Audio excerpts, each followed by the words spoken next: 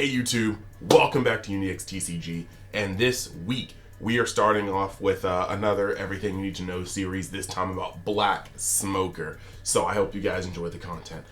This week is going to be a little weird. Things keep happening in life one after the other. I am about to go to Georgia for the funeral of my grandfather. So I'm going to be trying to get in as many videos as I can the first 3 days of this week, and gone Thursday, back on Wednesday. So I'm going to try to get as much of that time covered with videos as possible so that content does not miss a beat on this channel. So once I get back, we're going to keep it moving. So it's going to be a mad dash for how much content I can pre-record. But that being said, I want to take you guys through the everything you need to know. And yeah, as per usual, I do want to let you know that there are easy ways to provide support for this channel. You can just like the video, subscribe to the channel if you haven't already, hit the notification button, follow me on other venues such as like Twitter, Instagram. Links to both of those will be in the description. Join the Discord, all these little things. And so without further ado, let's hop into Smoker, how he works, why or why not you should play him, and the general rundown. So first and foremost, we have Smoker. The Smoker leader, cool, de facto leader of Black right now. Essentially, you could run Zephyr. I don't think there would be a reason to ever try to run Sakazuki. However, once per turn, Dawn X activate, or Dawn X1 activate main. You're going to give something on your opponent's side of the field -1 cost, and then this card will check your opponent's board to see if there are any 0 cost characters on the board, and if so, this gains 1k power for the turn. So essentially, as long as you have a 0 cost on your opponent's board, or a 1 cost to target with this to turn it into a 0 cost, you're going to be able to have a 7k leader for the price of 1 Dawn. This effect is both cool and not cool, mainly because this deck operates on a very heavy even side curve. Your 2s, your 4s, your 6s, your 8s. Well, not really your 8s. Your 2s, your 4s, your 6s, and yes, 10 as well. So when you use this card, if you're going second, it gets very, very awkward to actually get this guy's effect off. And if you're going first, yes, you always have the Dawn to use this guy's effect. But if you're going first, then you're almost a turn behind on most of your valid plays because you need even numbers to be hit. So very, very interesting. It is cool to basically be able to go up to 7. That's the magic number for pressuring anybody but Whitebeard. So there's not really much to say about this leader. It's simple, it's straightforward. Now, when it comes to this deck, this is one of the first decks in One Piece that is truly an A-B type deck. And what I mean by that is most of your cards, well actually all of your cards, they destroy based on cost. A cost beneath X, a cost of 0. And so you have cards that destroy based on cost, and you have cards that take costs down. And because of this, herein lies the strongest bits and the weakest bits of the deck. You're going to have to see your combo pieces in tandem. Not too much of one, not too much of the other, not too little of either one either. You need to see the cards that take the cost down, and then the correct cards to capitalize off of that. And lots of them have to be used in the same turn.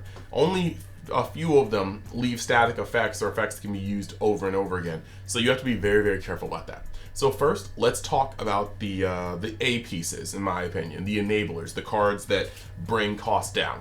So first, what you're gonna have is Tsuru.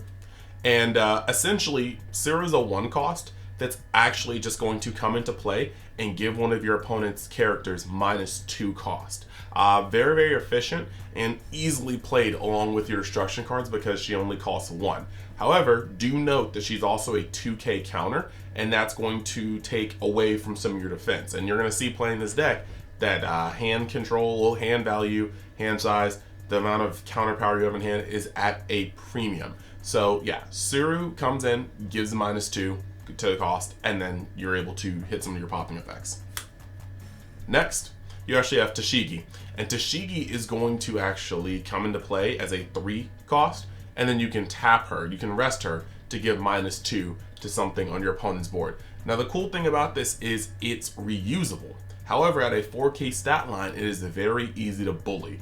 Whitebeard will swing neutrally into this and you just can't even do anything about it.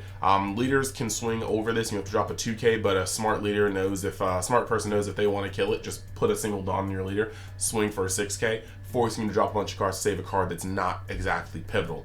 So yes, this card can get it in, but this card also is very, very hard to defend. Not to mention, TCG is another 2K.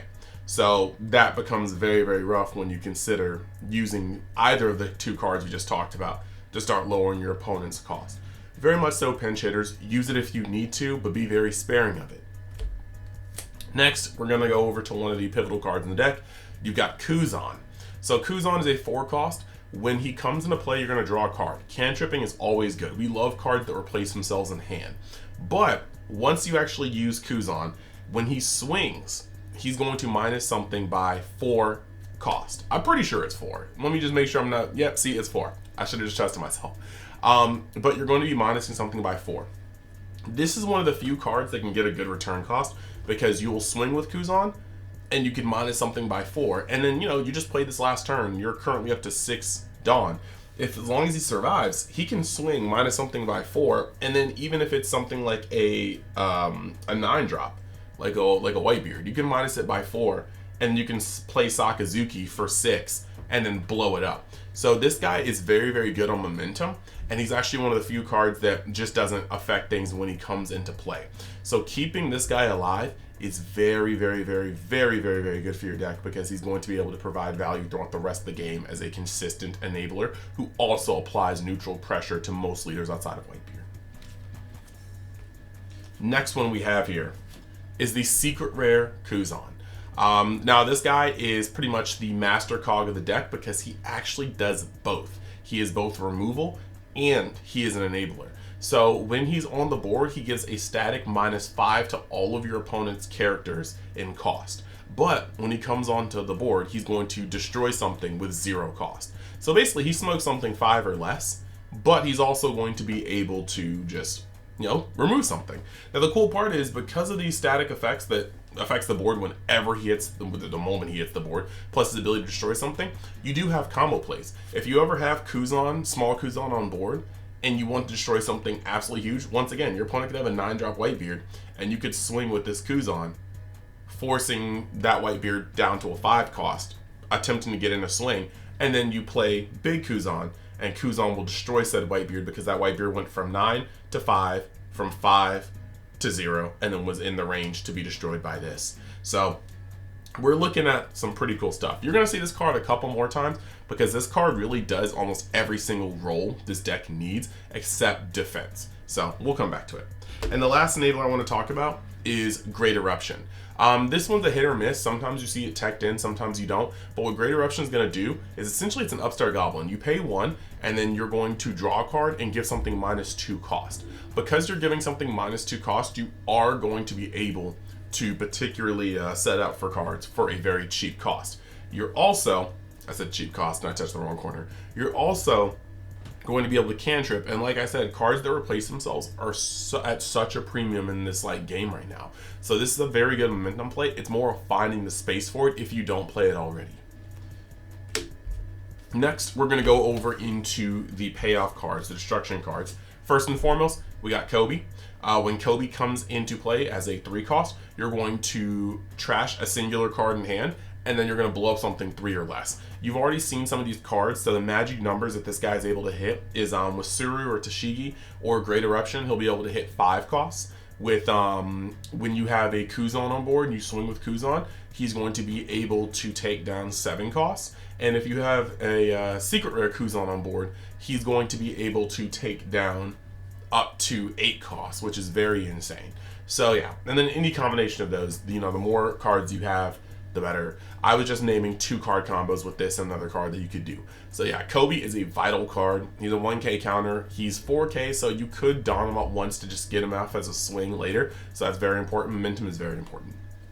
Next card, Garp. Now, I personally do like Garp, alright?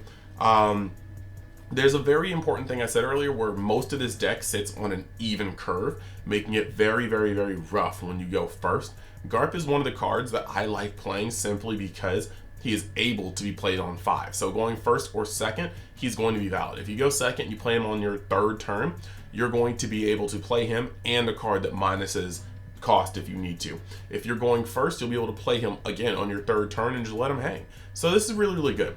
Now the fact that he taps himself and has an activate main to blow up something with cost 4 or less, he's actually going to be able to see value throughout most of the game. He is jet pistolable, but he's a 6K, and so they do have to go through some hoops to be able to destroy him through effects if it's not jet pistol. You know, you do have to have like multiple cases of attack reduction, or just one Gordon and then a Robin or a Vista, which is still going out of their way. Now this card works very, very well with things. Since it destroys a 4 cost or less, once you have Kuzan on board, like you could keep this guy on board, right? And then later play Secret Rare Kuzan. And in the turn you play Secret Rare Kuzan, this guy can tap himself to destroy any 9 cost. That's right, your opponent could have double Whitebeard on board. Double Whitebeard 9-drop. I keep using that because that's one of the scariest 9-drops in the game right now. Most relevant. And you could play, you could have like, you know, a Kuzan out, this guy out, and then you play the Secret Rare Kuzan. Well, I guess in sequence. You swing with SR Kuzan, -1/4. Play Secret Rare Kuzan for all 10 of your Dawn. Pop the one you just minus. And now that the current one's on the field is still just chilling there at, what, I think 4 cost at this point, you just tap this bad boy, trash card from your hand, and blow it up too. So this guy has some very good setup play, and he's not in your normal curve, so I like him. Sorry, spent a lot of time talking about that bad boy. Also, Garp just has me hyped based on the newest chapters. Sorry, you guys got to start reading One Piece if you don't already. Next, we got Sakazuki, the man.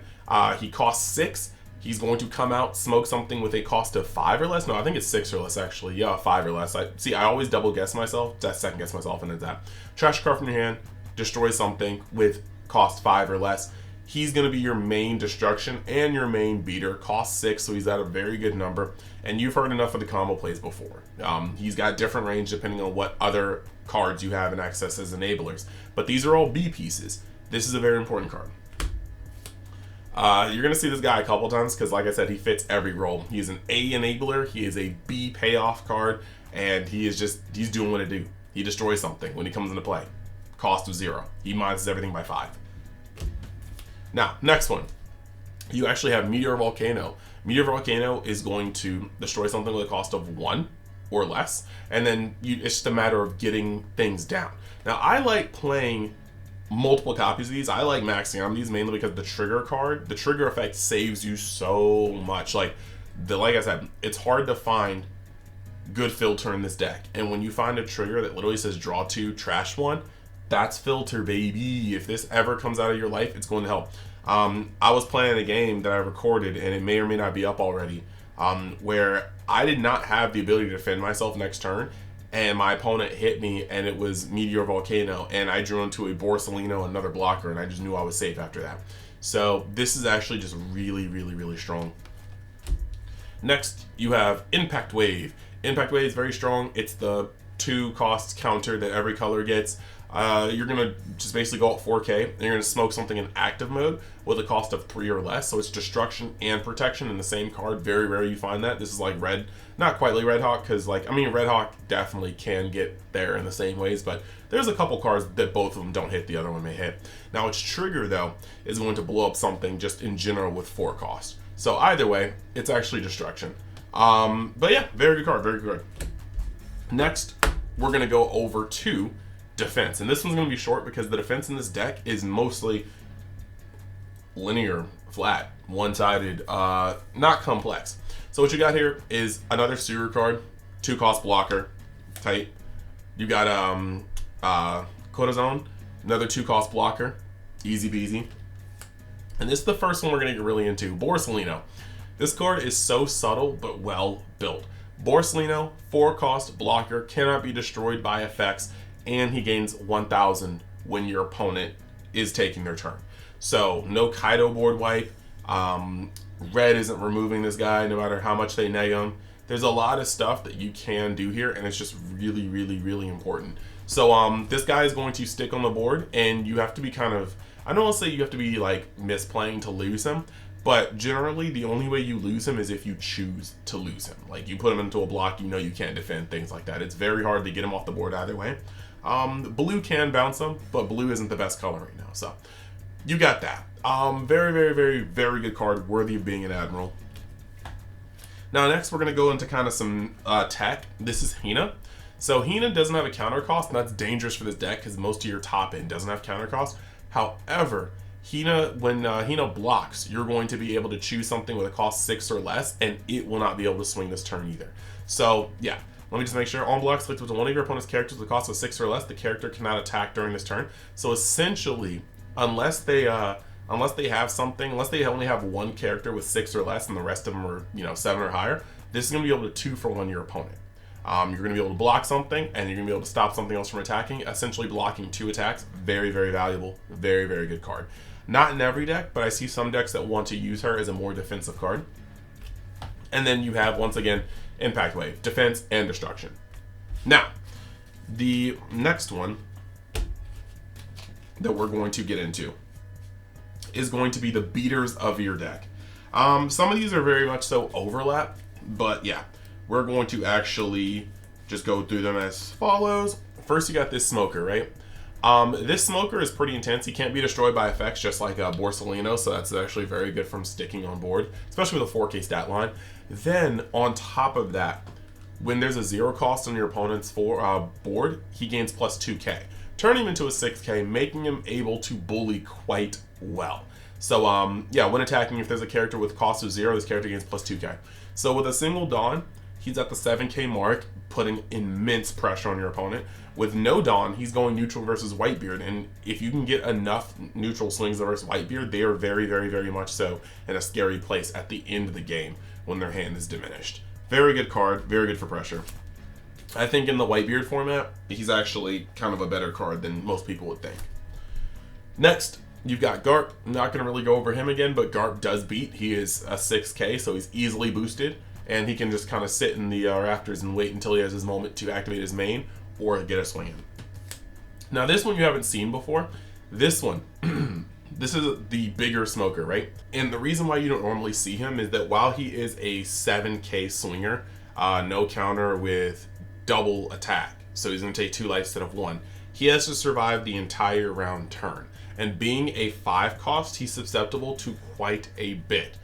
Black will have no problem removing this off the board before it can actually swing and do damage 9 times out of 10. Red can Otama Jet Pistol this, Gordon Jet Pistol this.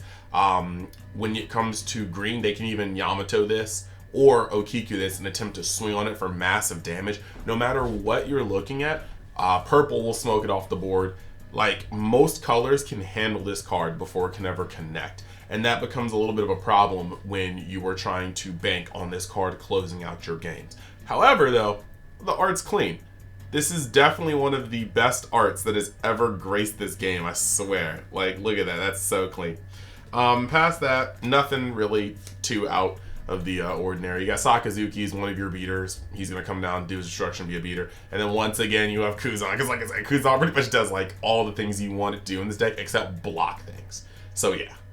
Let us talk about the pros and cons of playing black here. Black has the most point-and-click destruction out of any other color in the game. That includes purple.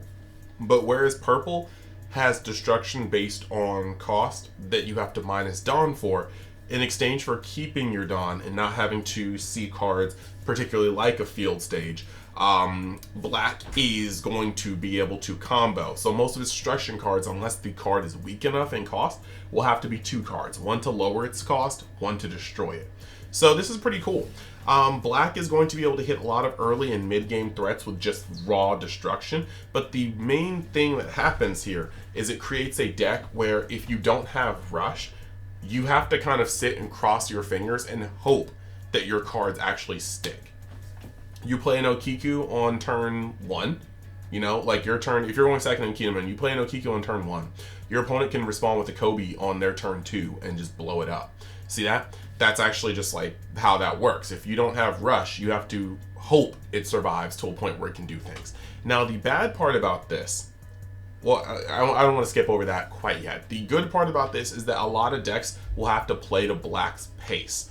But the thing is though, most of these cards require multiple cards in hand. Both Kobe, Garp, and Sakazuki require you to discard or trash a card in hand to destroy something on board. This is only if they just hit something that they can hit. If you need to lower the cost of something, unless you already have a Kuzan SR on board or a Kuzan SCR on board, you're going to have to play a card to lower their cost using Dawn. Then you're going to have to play the card that's going to destroy it. Then you're going to have to trash a card from hand. That's a -3 to get rid of something on somebody's board. Therein lies the massive problem. If you do not play black efficiently or your opponent high rolls you, sometimes you're sitting at an advantage disparity that cannot be surmounted. So I find that when I play black, I like to press them in the normal conventional ways before I start blowing up their things. I mean, you might get like, I might swing, right, on your something for 1k over. Why? Because I want to see you discard a 1k or a 2k, or in the absolute worst scenario, discard 2 1ks. Once you drop that, that's when I can decide, okay, let me just play this card to pop it. Now that they've gone neg on hand, let me allow myself to go down on hand to make sure the threat's gone. This way, my opponent is going to constantly be in the grinder. Do I drop these cards or I just let it go? And if you let your character go when I'm swinging for 1k over it, because you fear that I'm going to destroy it, I don't have to destroy anything. I keep those cards in hand for the next go. So you have that constant bind game. But I feel like that's the mentality you have to go forward with in black. Otherwise, you end up with no hand, your opponent has a grip, and what are you going to do? But when black is played successfully, no matter what, you're probably going to hand out. The difference is when your opponent is also handed out and you're handed out, you have much better top decks. They play a card like a Yamato or a Luffy or anything like that, and then you just play 10-drop Kuzan and blow it up while adding a massive body to the board. Like, you always have cards that for the most part come off the top or only need one more card in hand to do something incredibly impressive. So yeah, black has a very, very weird space in the meta right now because red is the strongest color right now, almost hands down. And when you play black against green, against blue, against purple, against the mirror, you have these back and forth matches where that comes into play. But when you play black against red, red has a lot of cards that come into play and immediately swing, allowing black to not have that breath of air, that like moment to breathe where they can be like, okay, here's the board, let me assess it, let me destroy it. And this becomes a little bit of a problem later on. So yeah, I really, really, really hope you guys enjoyed this. I just wanted to give my 2 cents on black, everything you need to know about playing Smoker for this meta. Like I said, we've got so many events coming up in May, even more coming up in June. I am now, I'm docketed for a couple of things, so I hope you guys are gonna enjoy this content. Trailing off of this, I do want to talk about this. In about 12 days, we have the Great Pirate Festival in Missouri, hosted by Mystic TCG. Winner is going to be winning boxes and the super pre-release winner Luffy, and the second place is going to be receiving boxes and a Manga Ace, and there's just more packs to be given out as we go down the list. Custom mats, all sorts of little things. So I hope you guys look at that. The link to sign up will be in the description. And yeah, I'm also going to have a message from Mystic TCG because there's a little kickback and there's their sites, and there's also a discount code. And I truly believe that Mystic TCG is the best singular seller for TCGs that you could be buying from. So go check that out, and I will see you guys in the next video. Later. So let's talk about Mystic TCG, your one-stop shop for all your TCG needs. On the site, you can buy or pre-order plenty of sealed product for plenty of games. Just make sure though, if you're pre-ordering, to give it 3 to 4 months in advance to start looking, because sometimes the product is indeed hot, supply and demand, you know. And then if you want to buy singles, go on tcgplayer.com. There's going to be a link in the description where you can buy for the best value. And if you want to sell cards or collections, you can message them on their Facebook site so you can get the best bang for your buck on any type of way you want to buy or sell cards. And then while you're at it, you can use the code UNIXTCG at checkout to get even more of a discount. So hey, what are you waiting for? Check out Mystic TCG today.